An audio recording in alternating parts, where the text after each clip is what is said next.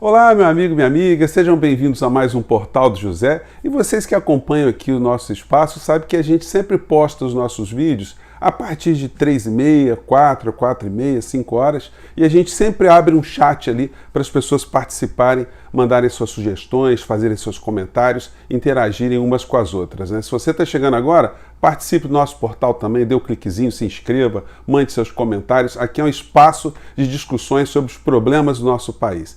E hoje eu fiz esse programa extraordinário porque aconteceu um fato extraordinário, que foi a retirada do ar da plataforma do YouTube do Terça Livre. Isso aí deve estar nas principais fontes de notícia de todos os meios de comunicação, de internet, enfim, dos canais de uma maneira geral. Era uma situação previsível. E explico por quê. E vou comentar com vocês brevemente alguns aspectos disso. Me veio à mente aqui uma frase que é atribuída a Voltaire. O Voltaire foi um pensador, um iluminista, enfim.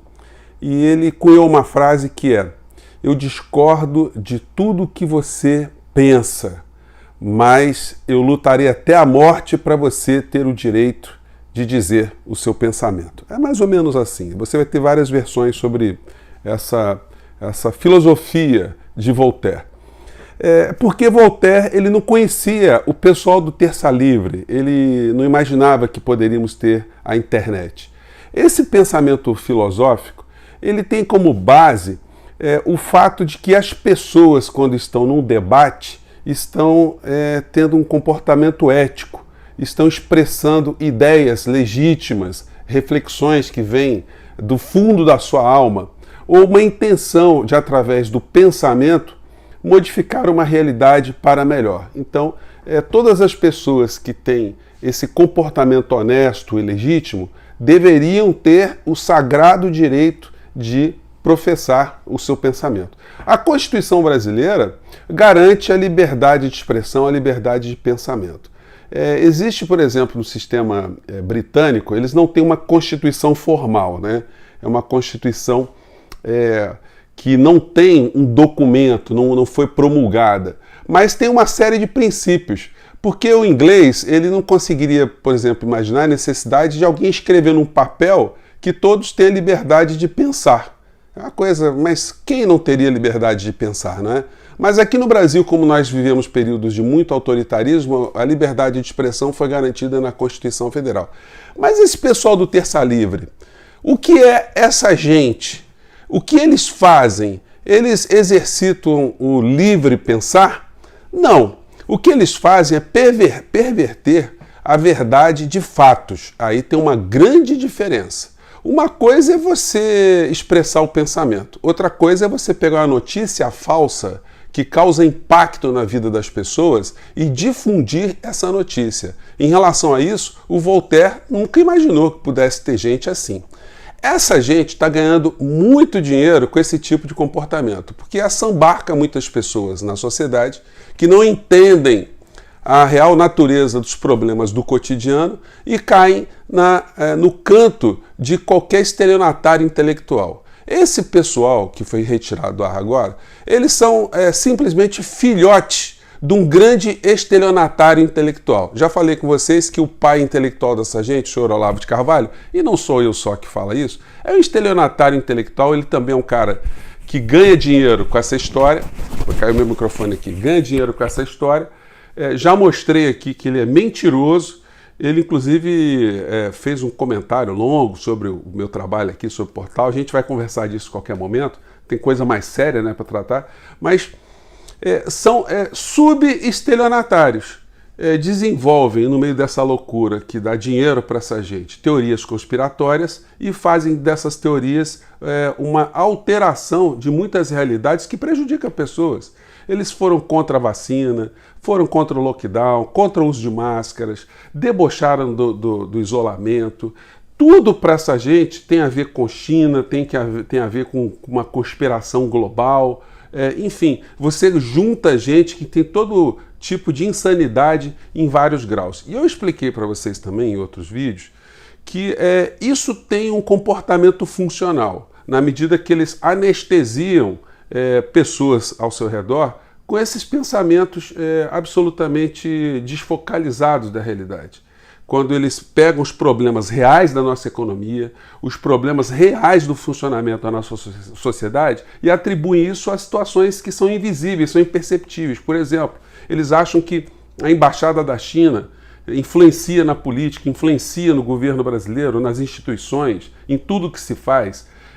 Os comunistas estão infiltrados em todas as instituições, desde banqueiros, donos de meios de comunicação, agronegócios, tudo para essa gente são comunistas infiltrados em algum lugar. Obviamente que eles congelam uma parte da opinião pública e, do outro lado, uma agenda que funciona nessa grande senzala que é o Brasil, continua a ser implementada dia a dia, a agenda econômica. A elite brasileira mancomunada com a elite internacional, a transnacional, eles têm um comportamento absolutamente depredador. É como se eles estivessem numa área de pesca, pescando todos os peixes que podem, na maior quantidade possível agora, sem se importar na reprodução desses peixes mais à frente. É isso que está acontecendo com o nosso país. O governo atual está se prestando a uma depredação internacional. Todo mundo quer arrancar o máximo nesse momento, todo mundo quer fincar os pés nesse momento, todo mundo quer ter acesso às riquezas minerais do nosso país, às terras agricultáveis e o povo que se lasque. O Brasil se converter para essa gente num grande espaço para eles retirarem o que eles puderem com o sacrifício do povo brasileiro, eles vão fazer isso. Então, essa gente que está na internet, que eles vão se reorganizar certamente, vão criar outros canais, eles não estão só na esfera da liberdade do pensamento, eles estão na esfera policial. Por conta das mentiras que causam resultado morte aqui no nosso país, essa gente já está sendo processada aqui internamente. E o senhor Alan, que está nos Estados Unidos, que agora está fora do ar, ele vai ter problema com a justiça americana, já cantei essa pedra para vocês. Eu já falei da influência que ele trouxe para o Brasil sobre as eleições americanas, invasão no Capitólio, essa gente toda, nessas teorias conspiratórias, lá eles estão se dando mal, os americanos. Já foram mais de 150 presos pelo FBI. E se ele ficar lá mais um tempinho, daqui a pouco podem anotar. A gente às vezes faz algumas previsões aqui, né? As pessoas acham que a gente tem bola de cristal, mas não, gente. É só analisar o funcionamento de algumas estruturas, algumas instituições, que a gente consegue adivinhar lá na frente. Pois bem, então esse pessoal está sendo retirado do ar pela plataforma, uma plataforma capitalista que visa lucro. Eles ganharam também muito dinheiro com os comerciais que foram inseridos nesse tipo de programação, nesse tipo de canal, mas eles têm alguns princípios dentro desse capitalismo e eles estão enxergando que a plataforma não pode se prestar a um ambiente de insanidade retroalimentada, porque isso aí é o fim da própria plataforma. Você permitir que isso seja um ambiente de discussões insanas, umas sobre as outras, daqui a pouco a coisa fica totalmente sem controle. Não é por outra razão que eles retiraram, baniram do YouTube o presidente americano. Então eles não vão pegar aqui uns vassalos de quinta categoria e não vão retirar do ar também essa gente que tem os seus negócios, tem os seus cursos, tem as suas fontes ali de propagar mentiras e propagar alienação. Então a retirada dessa gente do ar veio em bom momento, num momento crucial aqui no nosso país, onde nós estamos sendo entregues nessa depredação que eu tenho comentado com vocês.